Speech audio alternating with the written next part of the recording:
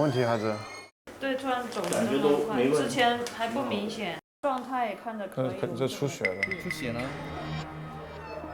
皮下出血，但是这个地方很容易合并颅内出血，他至少肯定有骨折。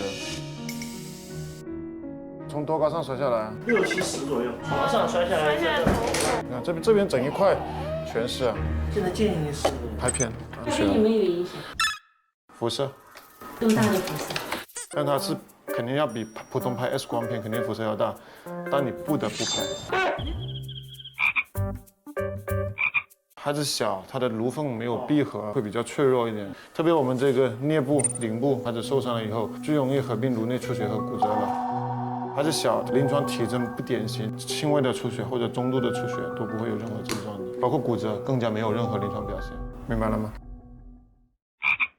不能不拍，必须要拍。他是不是要睡着才能拍？对。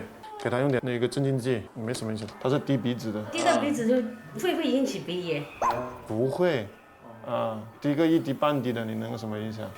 这个小孩子那么小，好可怜。那你想过他出血，哪个可怜呢？那应该现在也没有血了。肯定出血了，一摸都摸得出来的。我们讲，大多数孩子只要这个颞顶部受伤的，基本上都会出现出血。你先别说话，你先别说话。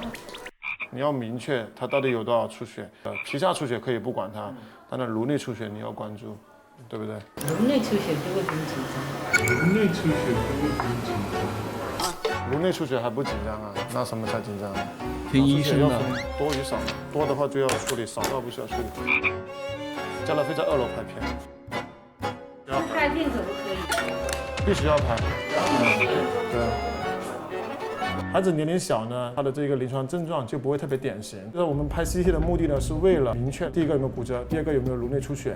当然，如果颅内出血比较严重，那有可能需要开颅做手术。